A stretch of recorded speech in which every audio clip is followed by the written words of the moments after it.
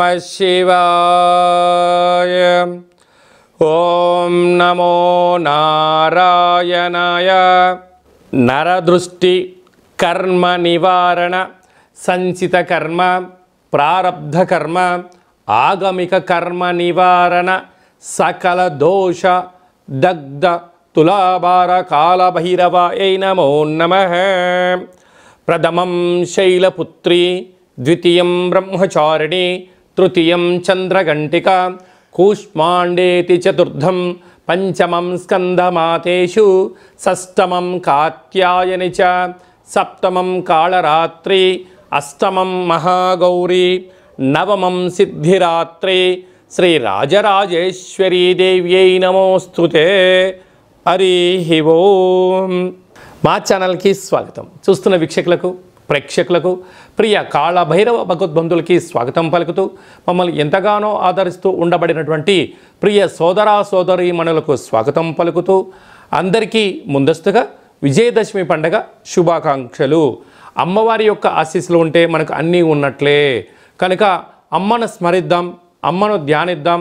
ప్రకృతితో మమేకమైనటువంటి అమ్మవారిని శాకాంబరి స్వరూపంలో పూజ చేసుకుందాం. జీవనాన్ని అద్భుతమైన ఆనందకరమైన జీవితానికి స్వాగతం పలుకుదాం. 1వ తారీఖు 10వ నెల 2024 నుండి 15/10/2024 వరకు పుట్టినటువంటి వారందరికీ కూడా ముందస్తుగా జన్మదిన శుభాకాంక్షలు. గతంలో వివాహం చేసుకున్న వారికి వివాహ వార్షికోత్సవ శుభాకాంక్షలు. ద్వాదశ రాశుల్లో గ్రహ గమనాల్ని ఒకసారి వీక్షింపచేద్దాం. వృషభ రాశిలో దేవగురు బృహస్పతి సంచార స్థితి, విశేషంగా మిథున రాశిలో కుజ భగవానుడు సంచార స్థితి, కన్యరాశిలో రవి బుధ కేతు సంచార స్థితి. 3 గ్రహాలు కలిపి బుధాదిత్య రాజయోగం చేత కన్యరాశిలో సంచార స్థితి. తులారాశిలో శుక్ర భగవానుడు స్వక్షేత్ర సంచార స్థితి. కుంభరాశిలో శని భగవానుడు స్వక్షేత్ర తిరోగమన సంచార స్థితి. మీనరాశిలో రాహు సంచార స్థితితో ద్వాదశ రాశుల్లో గ్రహ గమనాలు ఈ విధంగా ఉన్నాయి.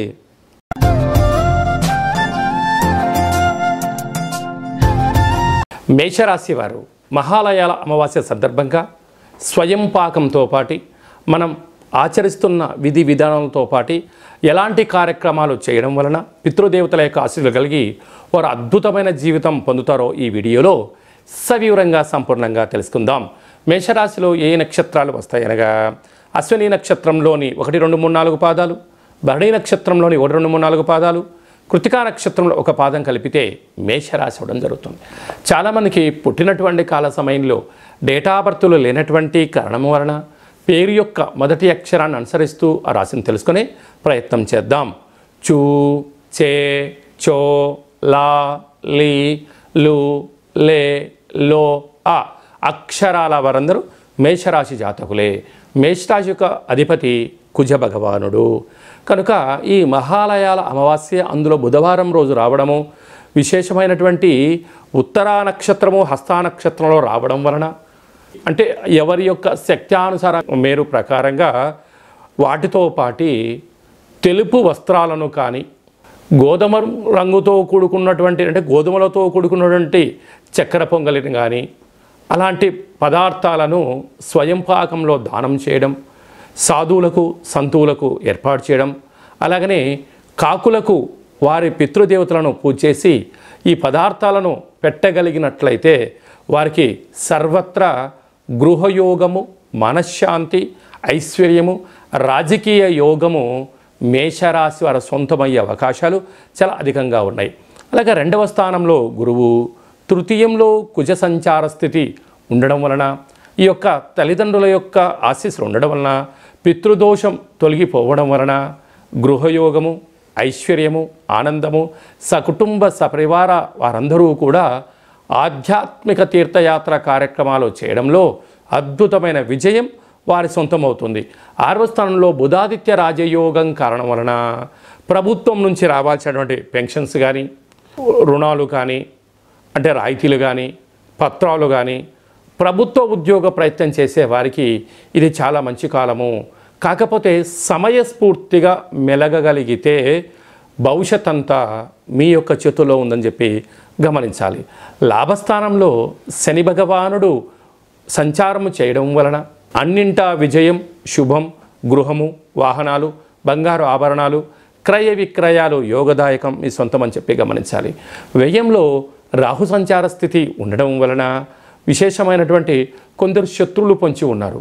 బంధువులు కదా అని, మిత్రులు కదా, స్నేహితులు కదా అని చెప్పి అప్పులు తీసుకోవడం, ఇవ్వకపోగా మిమ్మల్ని పోలీస్ స్టేషన్లు, కోర్టు మెట్లెక్కించడం, సతాయించడం, బంధువుల చేత వెలయబడ్డ పరిస్థితి కూడా తీసుకొచ్చే పరిస్థితి ఉంటుంది. ఇలాంటి కాల సమయంలో మేషరాశి వారు వీలైనంత వరకు అప్పులు ఇవ్వకుండా ఉండడం, అప్పులు తెచ్చుకోకుండా ఉండడం, ఒక 6 నెలలకు సరిపడా ఒక ప్రణాళిక రచించుకొని ముందుకు వెళ్ళగలిగితే మనోధైర్యం, ఓర్పు, సహనం, పట్టుదల, దీక్ష కార్యక్రమాలు ప్రారంభించగలిగితే మేషరాశి వారిని మించినటువంటి విజయం ఎవరికి లేదు అని చెప్పి కూడా గమనించగలగాలి. ఇలాంటి కాల సమయంలో అంటే వ్యయంలో రాహు సంచార స్థితి ఉండడం వలన అధికమైన ఖర్చులు పొంచి ఉంటున్నాయి. ఇలాంటి కాల సమయంలో ప్రతిరోజు నిద్ర లేవగానే 2 అరచేతులను చూసుకొని స్నానం చేయడానికి ఒక 5 నిమిషాల ముందర ఒక దోషడంతటువంటి యొక్క హిమాలయన్ రాక్ సాల్ట్ అనేటువంటిది కాలభైరవ ఉప్పును చేతిలో పోసుకొని నమస్కారం చేసుకొని ఒక బౌల్లో పోసి ఆ నీటిని తల చుట్టూ క్లాక్ వైజ్గా 3 సార్లు, యాంటీ క్లాక్ 3 సార్లు దిష్టి తీసుకొని బయట పోసేసి స్నానం చేయగలిగినట్లయితే రుణ రోగ శత్రు దోషాలు తొలగిపోతాయని చెప్పి గమనించాలి. అలాగే సాఫ్ట్వేర్ ఉద్యోగస్తులు, హార్డ్వేర్ ఉద్యోగస్తులు, రాజకీయాలు, సేవా రంగాలు, వ్యవసాయ సోదరీమణులు, గృహ భవన నిర్మాణ కార్యక్రమం చేసేటువంటి వారు, స్వయం వృత్తుల వారికి మంచి అవకాశం కలపడుతుందని చెప్పి గమనించాలి. అక్టోబర్ మాసంలో ముఖ్యమైనటువంటి పండుగల గురించి క్లుప్తంగా, సవివరంగా, సంపూర్ణంగా తెలుసుకుందాం. 2వ తారీఖు 10వ నెల 2024 భాద్రపద మాస కృష్ణపక్ష అమావాస్య బుధవారము. సాక్షాత్తుగా హరిహరసుతుడైనటువంటి అయ్యప్ప స్వామి వారి యొక్క జన్మ నక్షత్రము, విఘ్నేశ్వర స్వామి యొక్క జన్మ నక్షత్రము కారణం చేత అదే కాకుండా మహాలయాల అమావాస్య అంటారు. అంటే మనకు బహుళపక్షము ప్రారంభం అయినప్పటి నుండి అమావాస్య వరకు గతంలో గతించినటువంటి మన పెద్దలు వారు ఏ తిథి రోజైతే పరమపదింపజేశారో, లేకుంటే ఏ రోజైతే పరమపదింపజేశారో మనము ఆ రోజును గుర్తుపెట్టుకొని వారికి స్వయంపాక కార్యక్రమాలను, మన సనాతన సాంప్రదాయము, మన ఆచార వ్యవహారాలు, ప్రాంతాలను బట్టి వాళ్ళను పెద్దవాళ్ళను తృప్తిపరచడం కోసం ఏమే కార్యక్రమాలు చేస్తామో చేయాలి. అలా పరిస్థితుల ప్రభావం చేత కుదరలేనటువంటి వారందరికీ ఈ యొక్క అమావాస్య తిథి యందున తప్పకుండా ఆ గతించిన వారిని స్మరించుకొని వారి ఆత్మ తృప్తి కోసమే ఏదైతే కార్యక్రమాలు చేస్తామో మనకు వారి యొక్క ఆశీస్సులు ఉంటాయి. అలాగనే బ్రాహ్మణుడికి కానీ స్వయంపాకం దానం ఇవ్వడము, గోమాతకు పచ్చడి గడ్డిని, తౌడు లాంటివి ఏర్పాటు చేయడము, పక్షులకు అనగా కాకులకు ప్రత్యేకంగా అన్నం వండి వాళ్ళ పేరు మీద ఏర్పాటు చేయడము, బీదలకు ఆహారాన్ని ఏర్పాటు చేయడము, శునకపు మహారాజులకు అనగా కుక్కలకు దానం చేయడం వలన గతించిన వారు ఆ రూపంలో వచ్చి వారు స్వీకరించి మనల్ని ఆశీర్వదించి వెళ్తారు అనేటువంటిది సనాతన ధర్మం చెప్తుంది. కనుక మనమందరము కూడా గతించిన వారిని స్మరిద్దాం, వారి యొక్క ఆశీస్సులు పొందుదాం.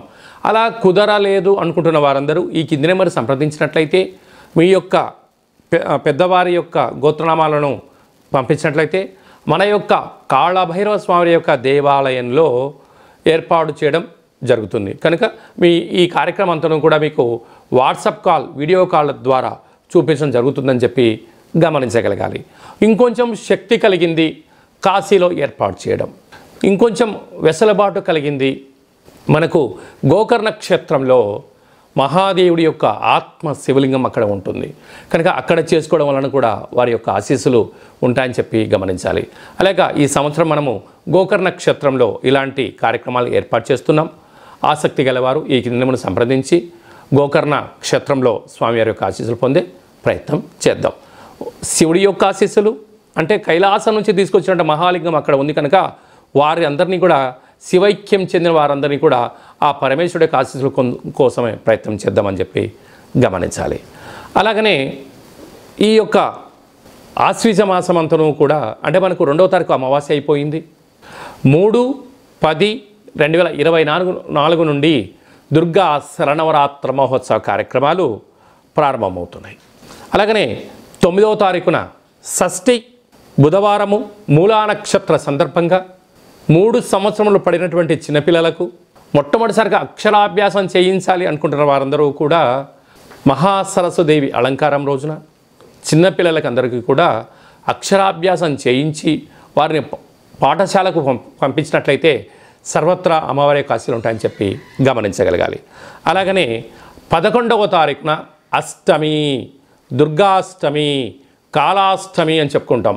అనగా అష్టమి రోజున ఫ్యాక్టరీలు, కర్మాగారాలు, వాహనాలు, ఇళ్లకు, వ్యాపార సంస్థలకు మనము ఆయుధ పూజ చేసి ఒక గుమ్మడికాయను నిమ్మకాయను ఛేదింపచేయడము, పెరగన్నాన్ని నైవేద్యంగా పెట్టుకోవడం వలన అమ్మవారి ఆశీస్సులు పుష్కలంగా ఉంటాయని చెప్పి గమనించగలగాలి.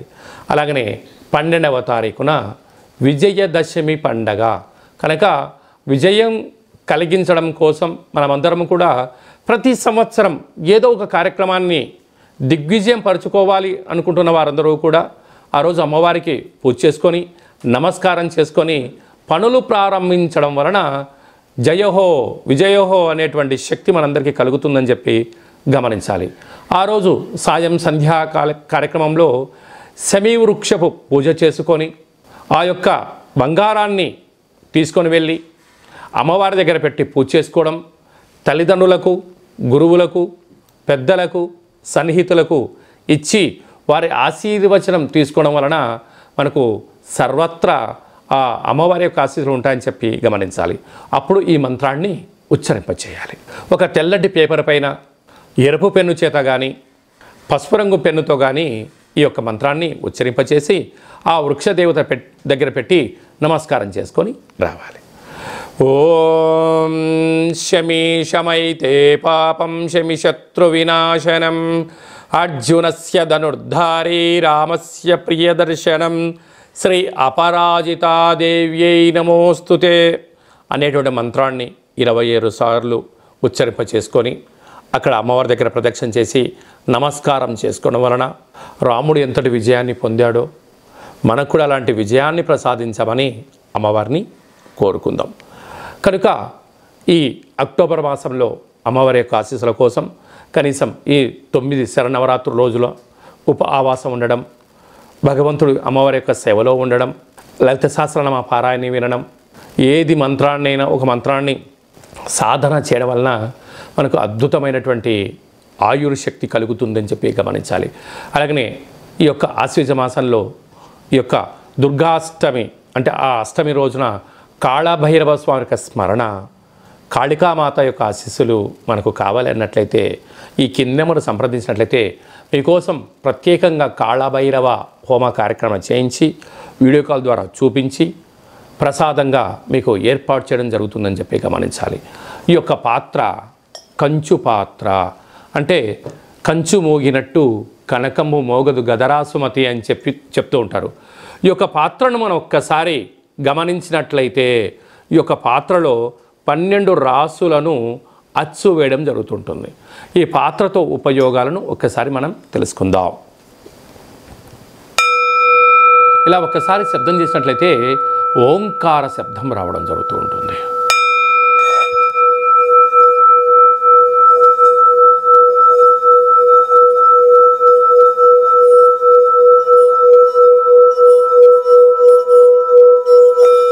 ఈ ఓంకార శబ్ద ధ్వరితాన్ని మనం ఇంట్లో ఏర్పాటు చేసుకోవడం వలన మనిషి శరీరంలో ఉండబడినటువంటి షట్చక్రాలు వికసింప చేసుకోవడం, గృహంలో ఉండబడినటువంటి జ్యేష్ఠాదేవి బయటికి వెళ్ళిపోవడం, గ్రామంలో దేశంలో సంచరించేటువంటి మహాలక్ష్మీదేవి అమ్మవారు గళ్ళు గళ్ళుమంటూ మన ఇంటికి రావడం, ఇంట్లో లక్ష్మీదేవి స్థిర నివాసంగా ఉండడం, నరదృష్టి, శత్రు ప్రభావాలు, ఆర్థిక ఇబ్బందులు తొలగిపోతాయని చెప్పి గమనించాలి. అలాగా ప్రతిరోజు ఉదయం పూజ చేసుకున్న తర్వాత ఉదయం 12 సార్లు, సాయంత్రం 12 సార్లు ఆ యొక్క శబ్దం చేయడం వలన అద్భుతమైన ఐశ్వర్యం మన సొంతమవుతుందని చెప్పి గమనించాలి. అలాగనే ఈ అక్షయ పాత్రతో పాటు కాళభైరవ స్వామి యొక్క పిరమిడు, డాలరు, కంకణము మీకోసం ప్రత్యేకంగా కాళభైరవ హోమ కార్యక్రమాన్ని ఏర్పాటు చేయించడం, ఒక కాళభైరవ సౌభాగ్యం ముడుపును కట్టడం, కూష్మాండ దీపాన్ని ఏర్పాటు చేయడం, ఇదంతా కూడా వీడియో కాల్ ద్వారా మీకు ప్రత్యక్ష ప్రసారం చూపించడం జరుగుతుందని చెప్పి గమనించాలి. అలాగనే 27 రకాల వస్తువులతో దిష్టి తీయించడం కూడా జరుగుతుందని చెప్పి గమనించాలి. అలాగా ఈ యొక్క అక్షయ పాత్రను ఎవరైతే సొంతం చేసుకుంటారో 12 నెలలు, ఒక్కొక్క నెలలో ఒక్కొక్క రకమైన కాళభైరవ స్వామివారు ఉంటారు కనుక ఆ కాళభైరవ స్వామివారి యొక్క పూజా కార్యక్రమం చేయించినప్పుడు మీ గోత్రనామాలు కూడా చెప్పడం జరుగుతుందని చెప్పి గమనించాలి. ఆసక్తి గలవారు ఈ కింది నెంబర్ని సంప్రదించి అక్షయ పాత్రను సొంతం చేసుకోగలరు. కాళభైరవ హిమాలయ సముద్రపు సైంధవలవన దీపం అంటే ఉప్పులందు సైంధవలవనం ఉప్పు వేరయ్య అని చెప్తారు. మనము ఏదైనా ఉప్పు లేకపోతే రుచులు రావు కూరలు, అందుకే అప్పు చేసైనా ఉప్పు కొనమంటారు.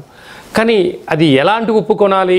సైంధవలవనం అంటే హిమాలయాల ప్రాంతాలలో మినిమం ఒక 100 నుంచి 125 సంవత్సరాలు పడుతుంది ఈ యొక్క ఉప్పు తయారవ్వడానికి. ఆయుర్వేదంలో ఈ ఉప్పు రారాజు అంటే ఈ యొక్క ఉప్పును ఏర్పాటు చేసుకోవడం వలన మనం ఇంట్లో ఏదైనా కూరలు కానీ కూరగాయలు కానీ ఆహార ఉత్పత్తులు తయారు చేసేటప్పుడు ఈ యొక్క సైంధవలవనాన్ని వేసుకోవడం వలన సంపూర్ణమైనటువంటి ఆయురారోగ్యాలు ప్రసాదిస్తాయి అని చెప్పి మనకు వేదాలు, ఆయుర్వేదము, చరక సంహిత లాంటి మనకు పుస్తకాలు తెలియజేస్తున్నాయి. ఇక్కడ మనకు కనిపిస్తున్నటువంటి ఈ ఒక్క ఉప్పు దీపాన్ని ఇంట్లో పెట్టుకోవడం వలన ఎలాంటి ఉపయోగాలు సవివరంగా సంపూర్ణంగా తెలుసుకుందాం. చుట్టూ 30 మీటర్లు అంటే ఎత్తులోకి భూమిలోకి left right east west north south అంటే 8 వైపులా ఈశాన్య, తూర్పు, ఆగ్నేయ, దక్షిణ, నైరుతి,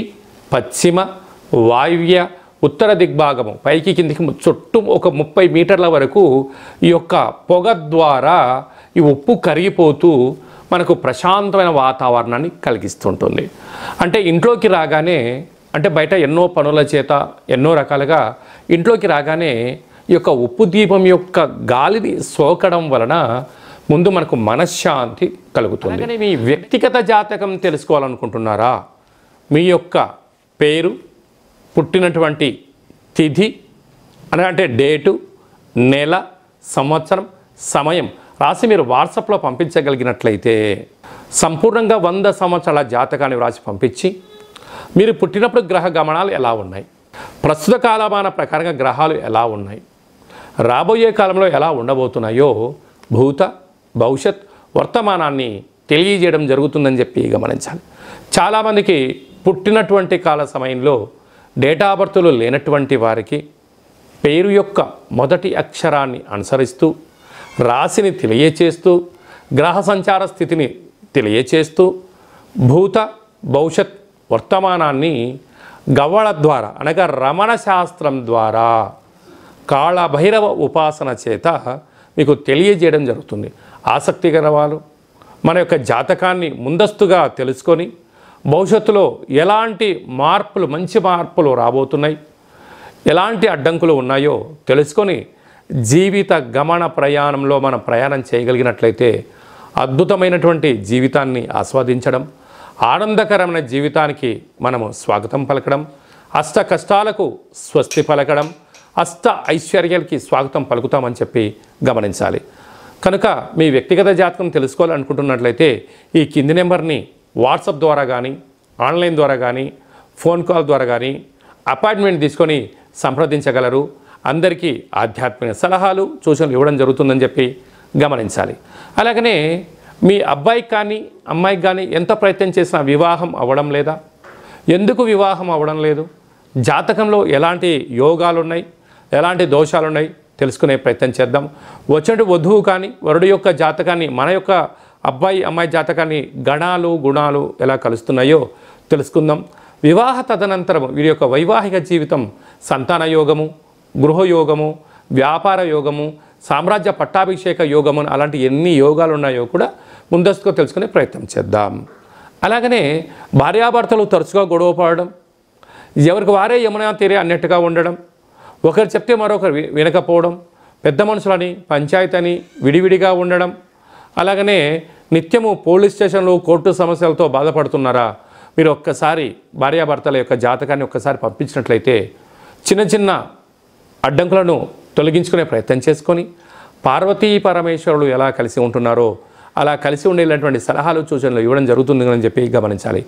అందరికీ శుభం, జయం, లాభం జరగాలని కోరుకుంటూ ఆశీర్వచనం.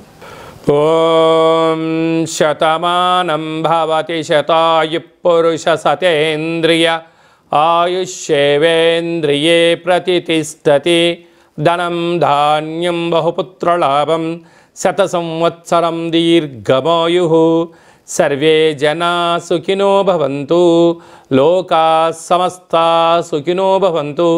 సర్వం శరన్నవరాత్ర దేవత అర్పణమస్తు. హరి ఓం. ఈ వీడియో మీకు నచ్చినట్టయితే లైక్ చేయండి, షేర్ చేయండి, మా యొక్క ఛానల్ని సబ్స్క్రైబ్ చేసుకోండి. అందరికన్నా ముందుగా మీ వ్యక్తిగత జాతకం తెలుసుకోవాలనుకుంటున్నారా? అందరికన్నా ఆధ్యాత్మికమైన సలహాలు ముందస్తుగా మీరే వినాలనుకుంటున్నారా? అయితే పైన ఆల్ అనే బటన్ను తెలియచేయండి. అలాగనే గంట సింబల్ కూడా ప్రెస్ చేయండి.